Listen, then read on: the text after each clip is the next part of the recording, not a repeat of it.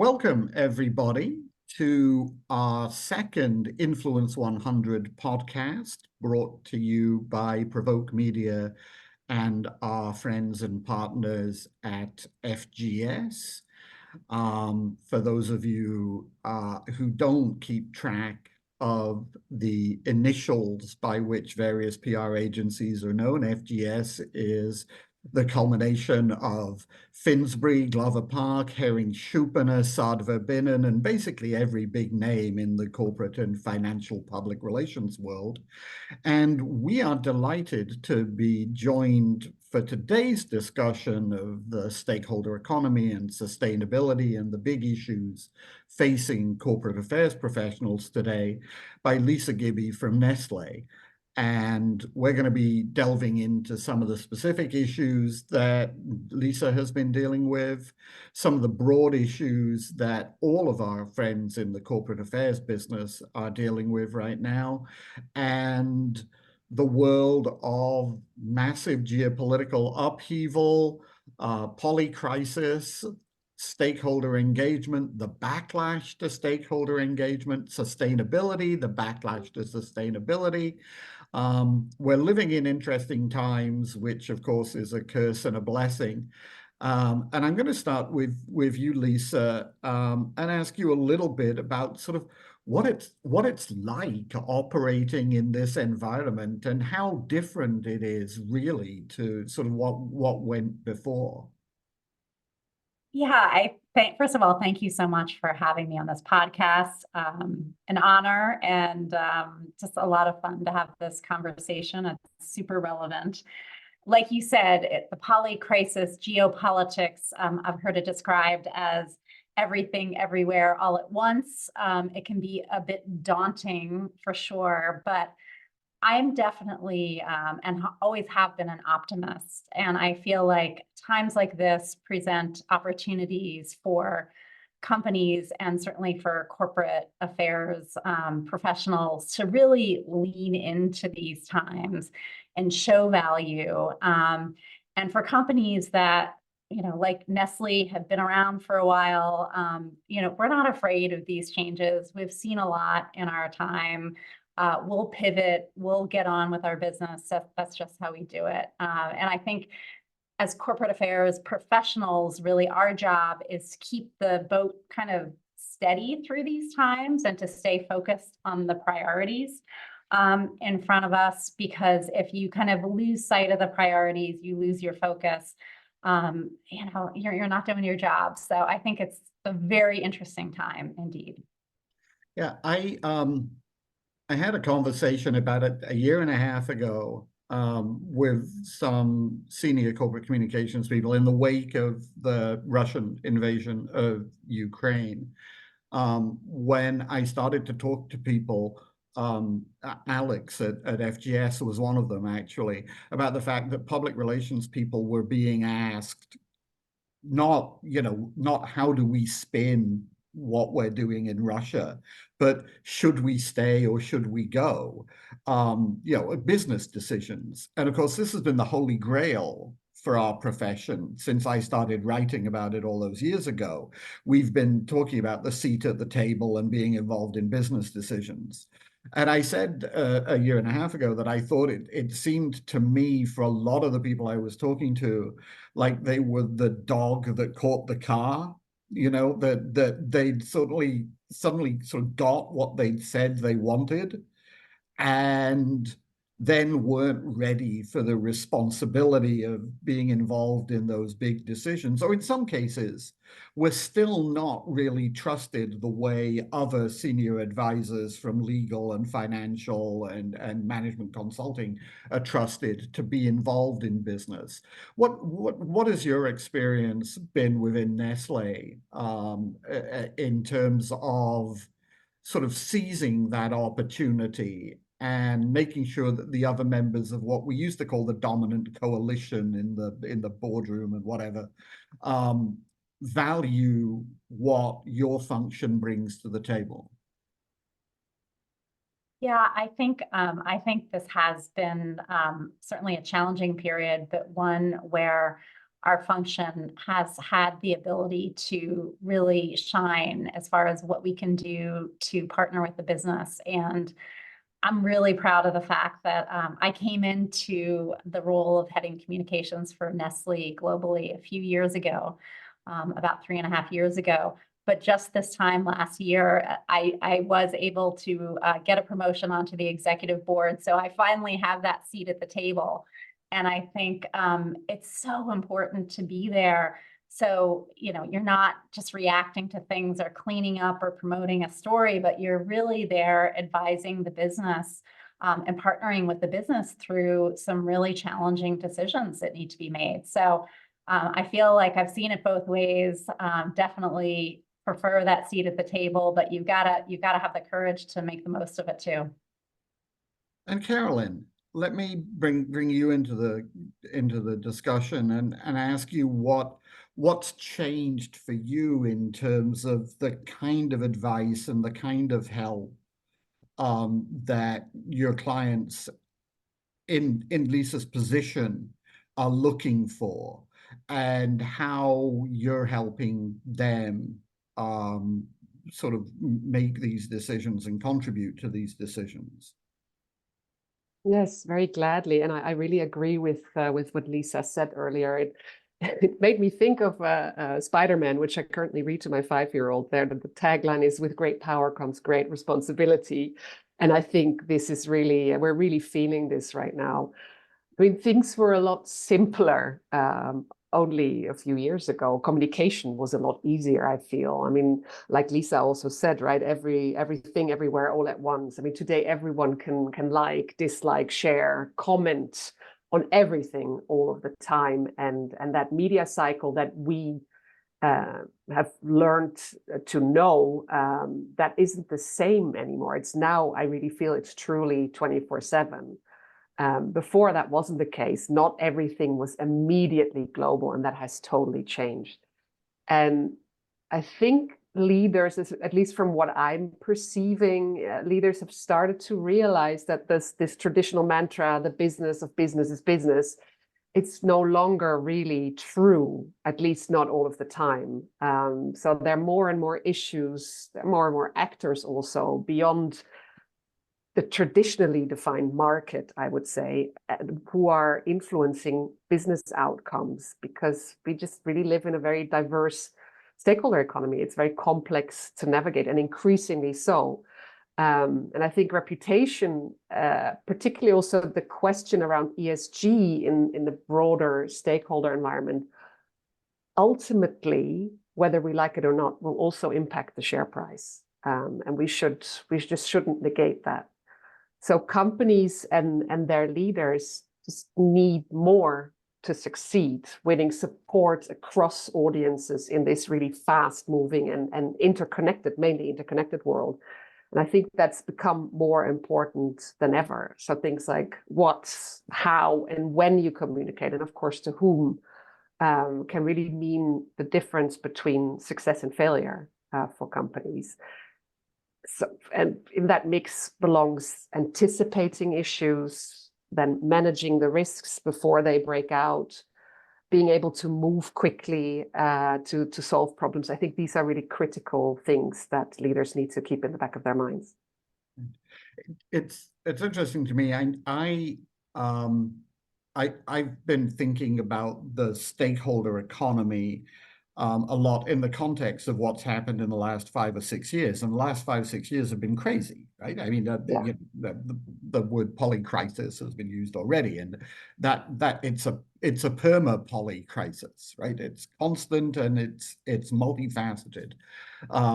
And we had I would sort of mark as a starting point the Business Roundtable and its restatement of the purpose of a corporation, and then the BlackRock, let's embed ESG into the companies that we invest in, and then the pandemic, and then the Black Lives Matter movement in the US, which became a global DEI phenomenon.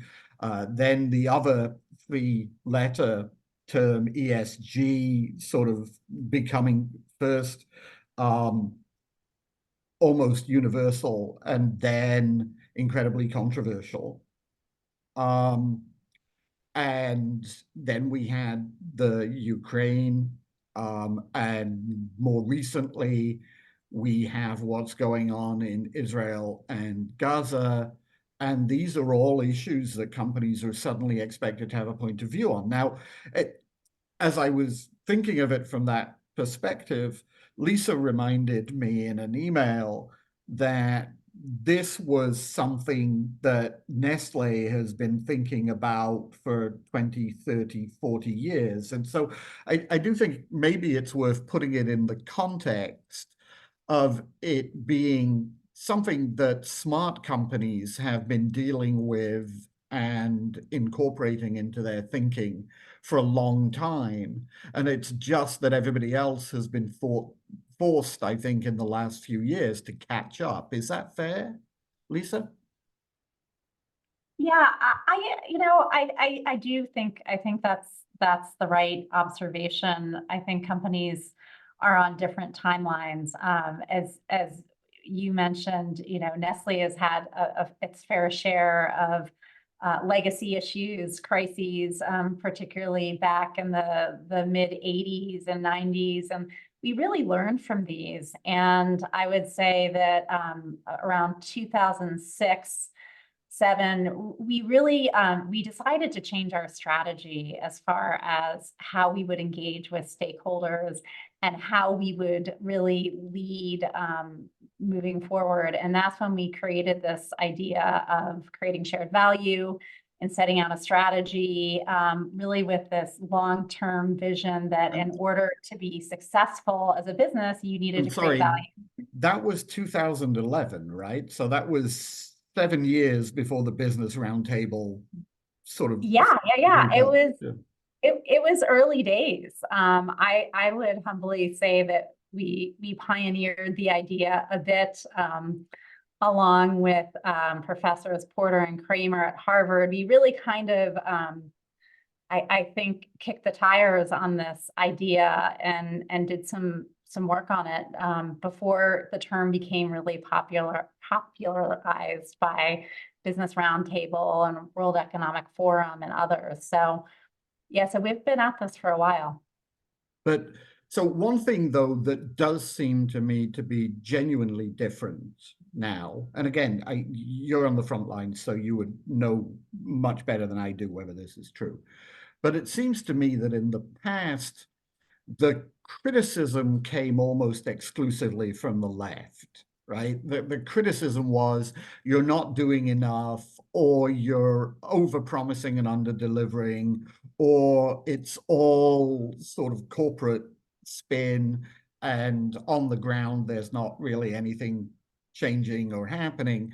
Suddenly, over the last year and a half, particularly in North America, you've seen pressure coming from the right, where you've seen individual states, for example, pushing back on DEI and ESG as being illegitimate. It's as if, the only person who did this 20 years ago was Milton Friedman, and now suddenly Milton Friedman is a populist character, and there's a whole movement.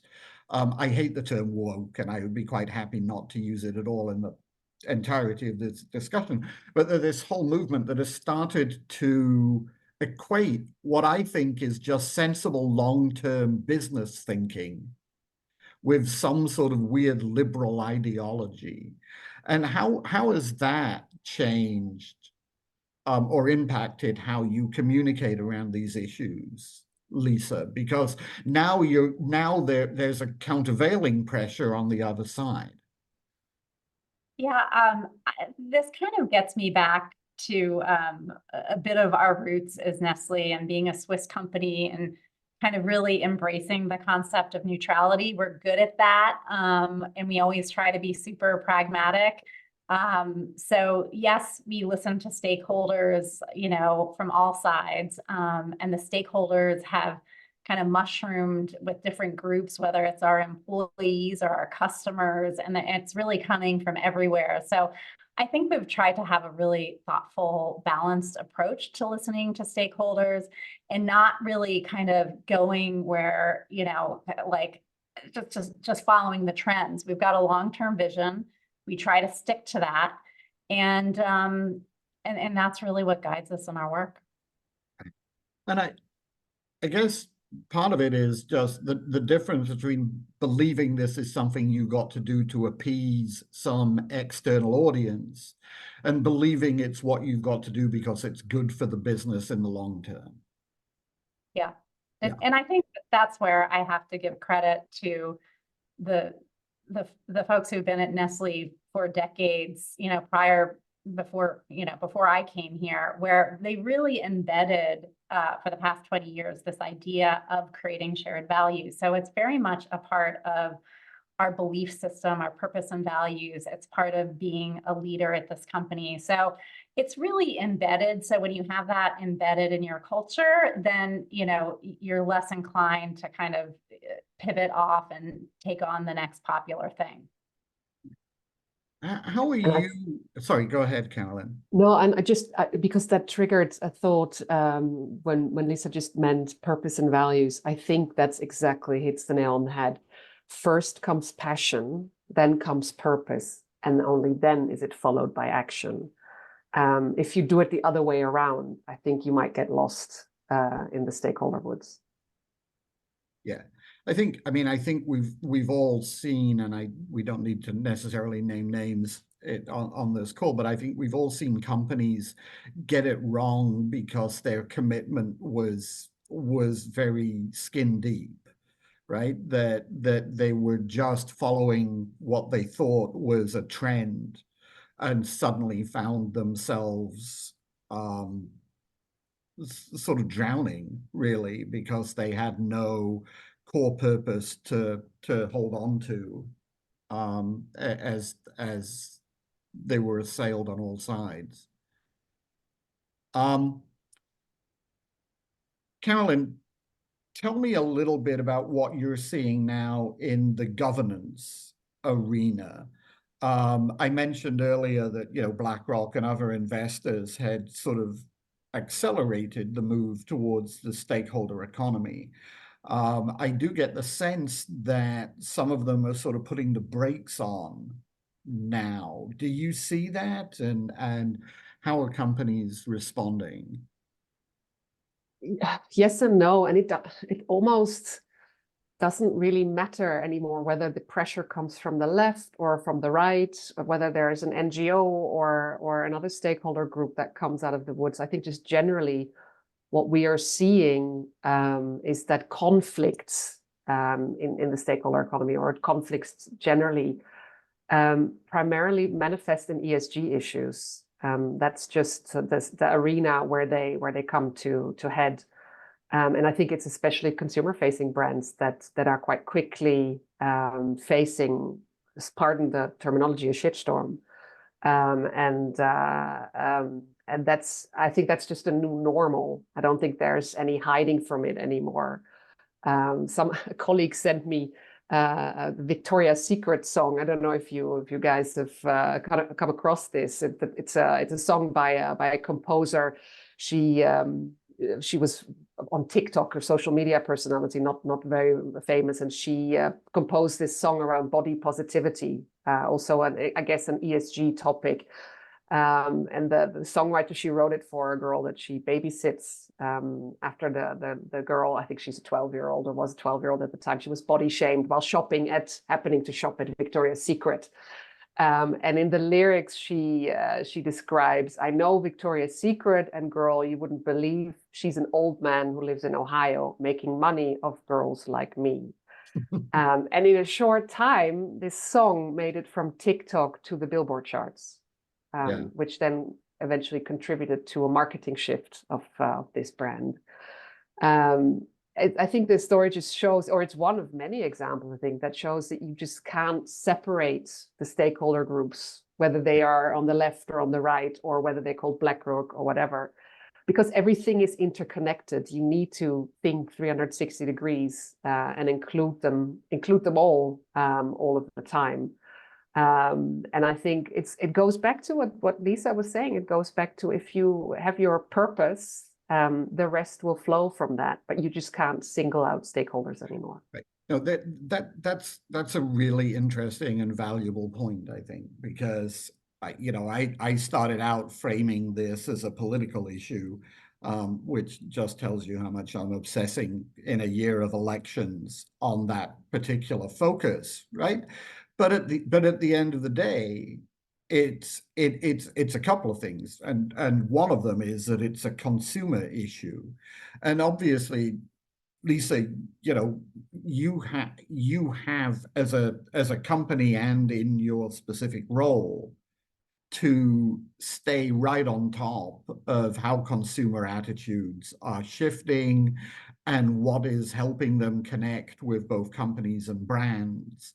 And so let's talk a little bit about how that's shifted. I mean, I think we've seen this massive embrace of corporate purpose in marketing over the last decade or so.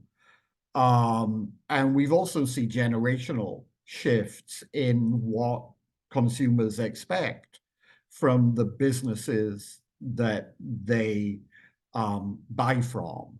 How has that impacted how you do your job and how Nestlé goes about building its relationships with consumers?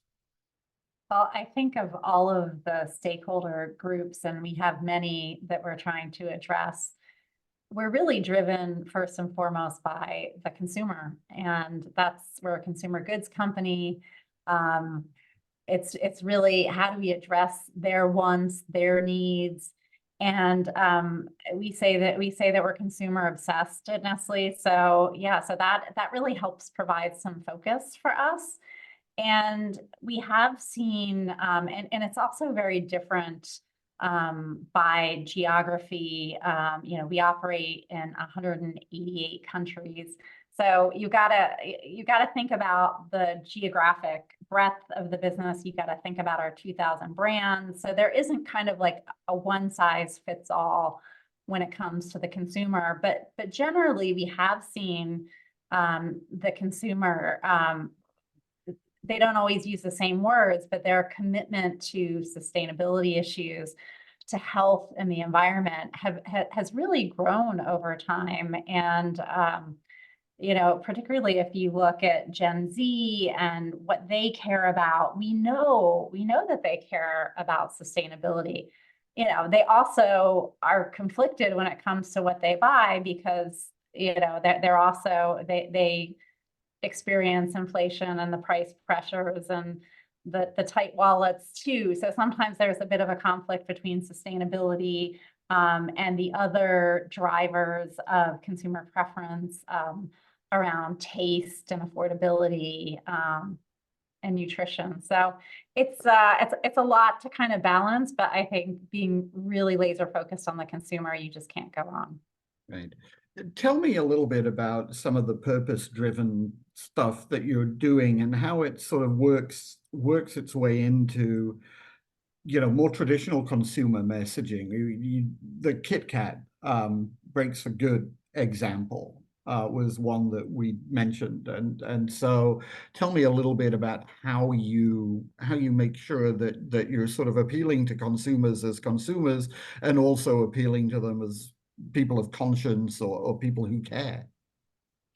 Yeah, I think we've seen a real big shift in communications where, for kind of early days of ESG movement, it was, oh, let's talk about what we're doing in sustainability, or kind of the corporate messaging, but that was very different from the consumer messaging. And we need to bring these things together, because ultimately the reason we have a net zero roadmap is we want these things to be appreciated by the consumers. So our Kit Kat brand, which is one of our biggest beloved brands around the world, was really one of the first brands to lean into this with this Breaks for Good campaign, where the chocolate we use for this product is sourced through a really innovative program that we launched in Cote d'Ivoire called the Income Accelerator Program. And the different dimensions of this, I mean, I'm getting a little bit geeky and technical, but this program aimed not only to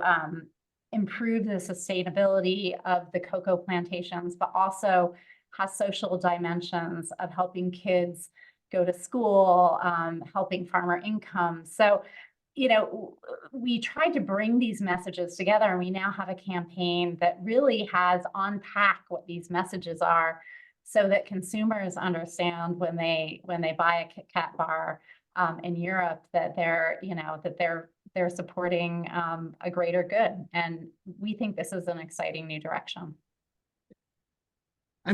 I'm interested again, Carolyn, in how these changes have impacted your business. And my history with some of the founding firms of FGS goes back a long way.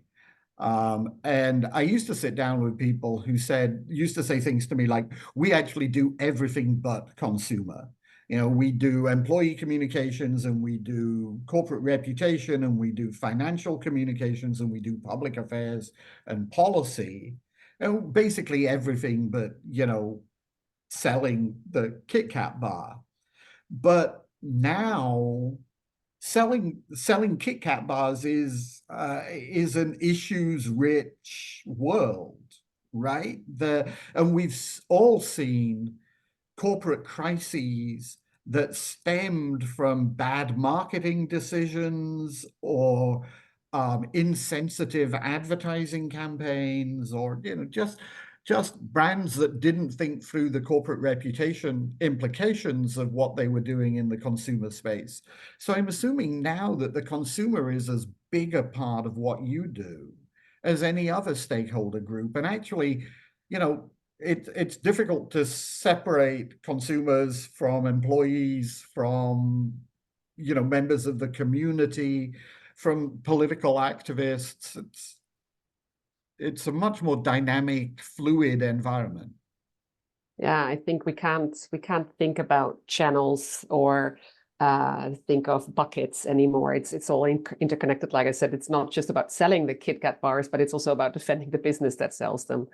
And defending the business model there. I think, again, like Lisa already explained this a little bit, how this is ingrained at Nestlé. And I think more companies need to realize that reputation and the question around ESG in this broader stakeholder environment that you just painted ultimately are interdependent, or affect each other. And just because maybe your consumer hasn't heard about a certain issue yet, what doesn't mean that he or she will not.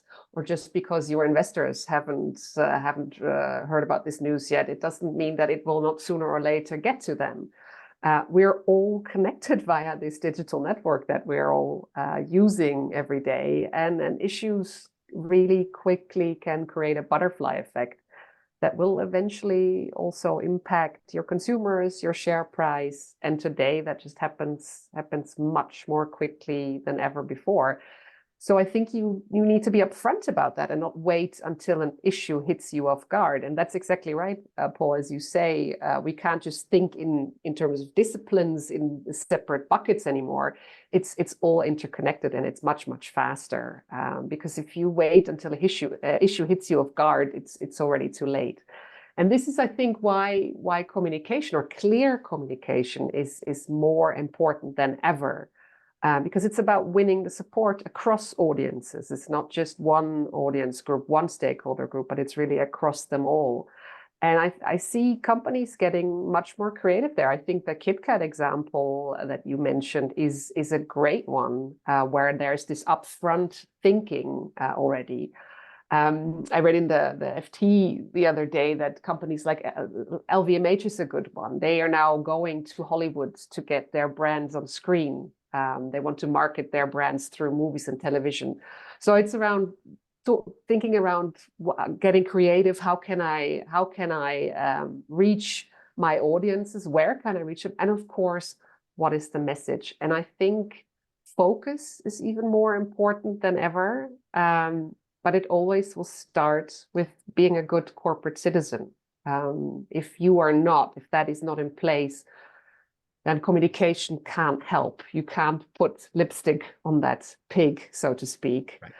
it could even become a hindrance. So, and that brings me back again to that purpose, to the passion and the purpose that need to be at the heart, that good corporate citizenship. Yeah, I mean, this we've talked about this over the years in many different contexts, but from my perspective, it's still a lot of it about authenticity, right? Yes.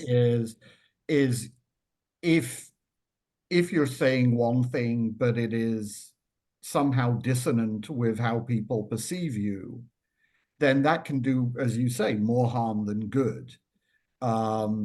It's inauthentic and dishonest, and authenticity is one of those strange things, Lisa, that you can't necessarily define it, but you know it when you see it.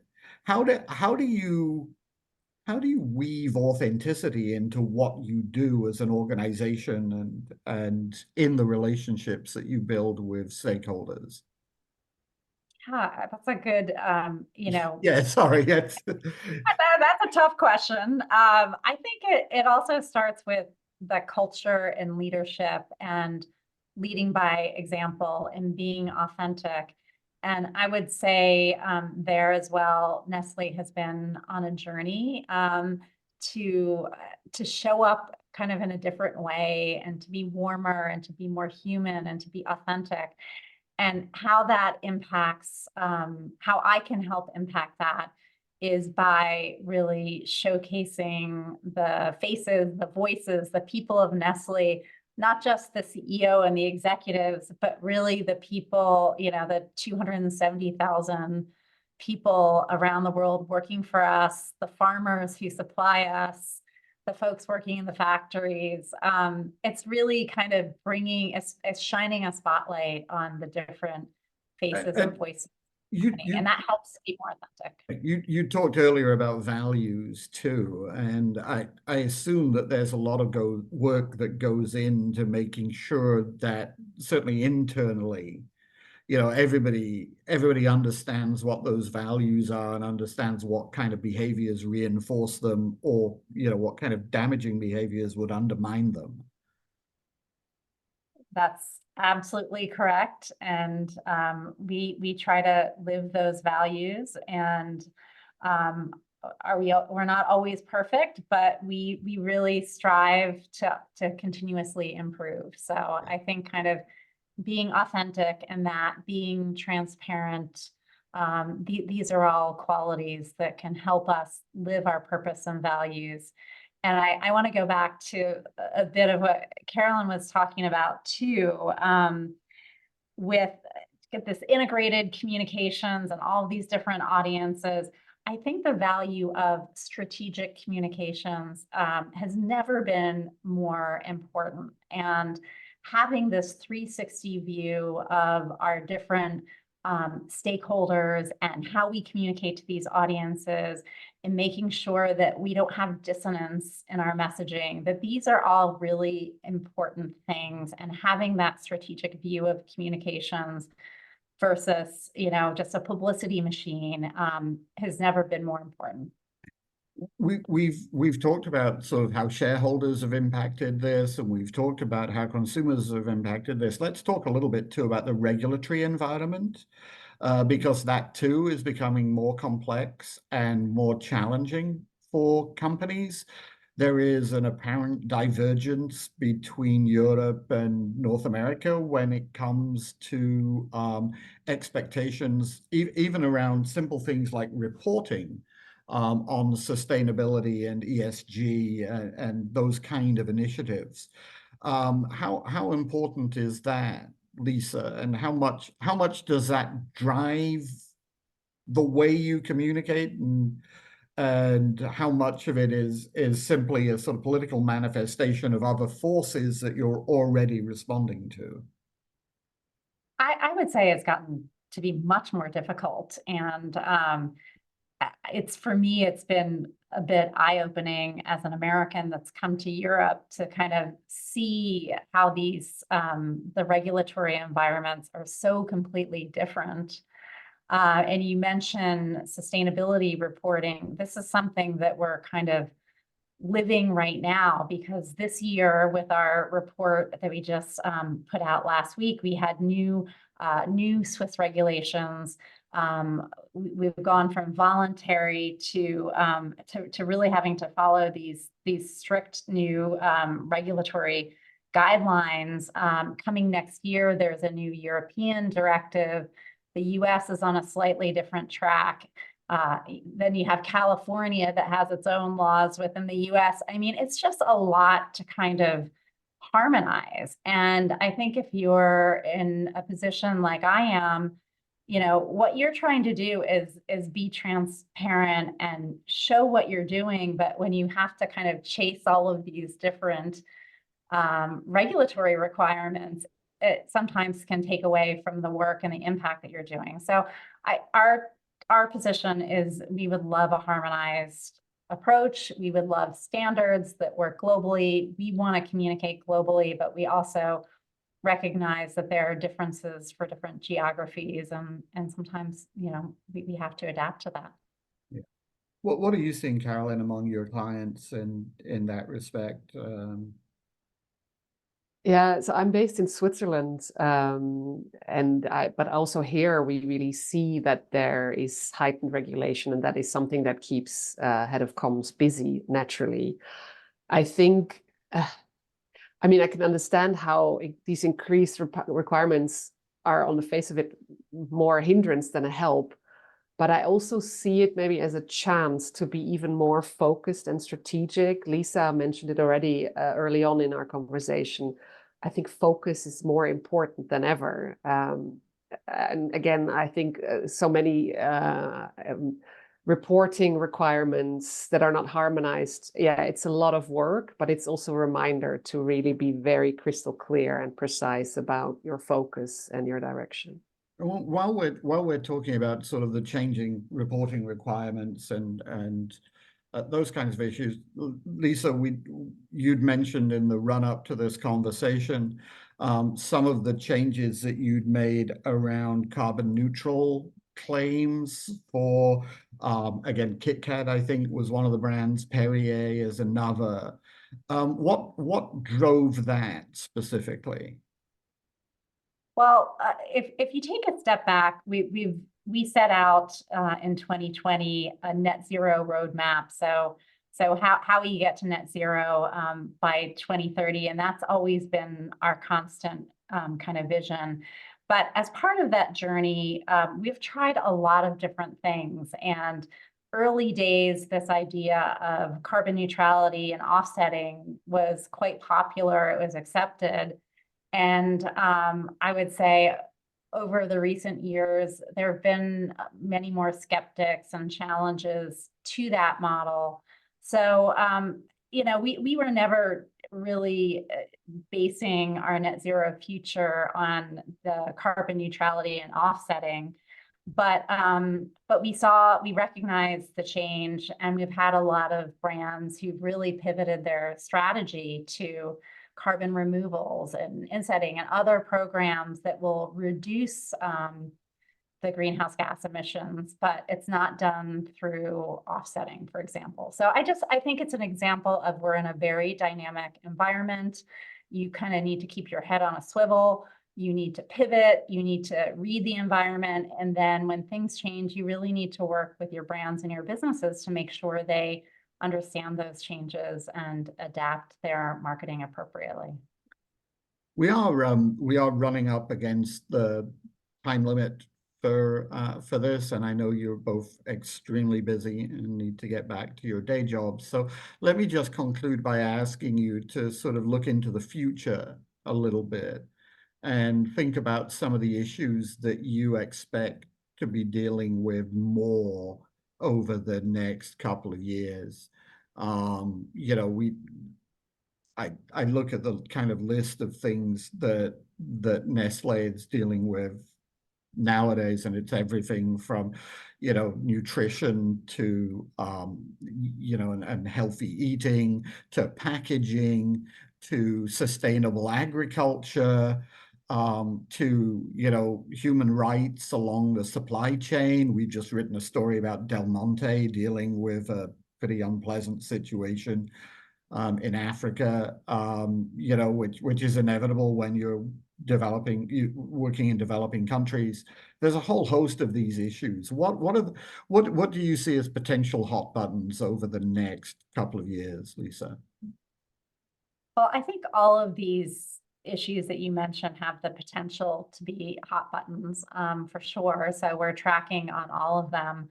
But I think when you add to that some of the geopolitical issues that we have to deal with, that can accelerate some of these topics in a way that make them even more complex. And so I actually think it's hard to, I don't have a crystal ball. I can't see into the future, but the future feels, I think the future is going to be a lot like today, and that it is just the poly crisis and lots of things happening. And you just need to, as a practitioner in our space, be really resilient and really focus on the things that you want to achieve, because playing defense has never been more important. But if you're not also thinking about offense and what you want to be known for and what you want to be famous for, you're missing a trick, and you're not going to be successful. So it's, for me, it's less about the what's coming, it's more about how you deal with it. Are there things that you're seeing on your radar screen that we haven't touched on, Carolyn? Or are there things that we have touched on that you think need to be emphasized a little more? I couldn't agree more with Lisa, to be honest. So I think it's about anticipating the issues and managing the risk, and just be able to move quickly to solve those problems when they are critical. I think one of the things, Lisa mentioned the word tracking, and I think that's something that is going to be increasingly important, insights and measurements, so that you can understand how and also where these digital debates starts. Particularly as social media has just become more important than ever.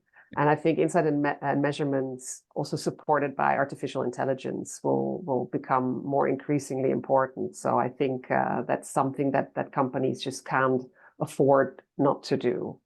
I was just going to congratulate us on getting through an entire conversation about the future I PR apologize. without mentioning artificial intelligence, which is, you know, another of the various elephants that are now crowding into the room. But yes, that's clearly going to be a big factor going forward in particularly as it develops real predictive ability when it comes to some of these issues. And hopefully it'll make your job a little easier, Lisa.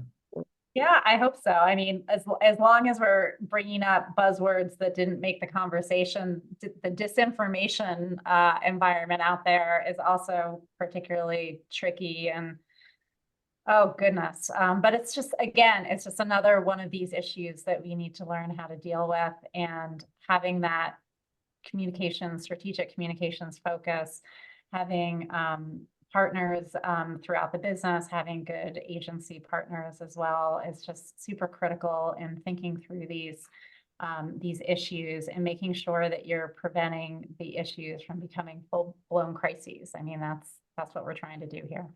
Yeah. Okay.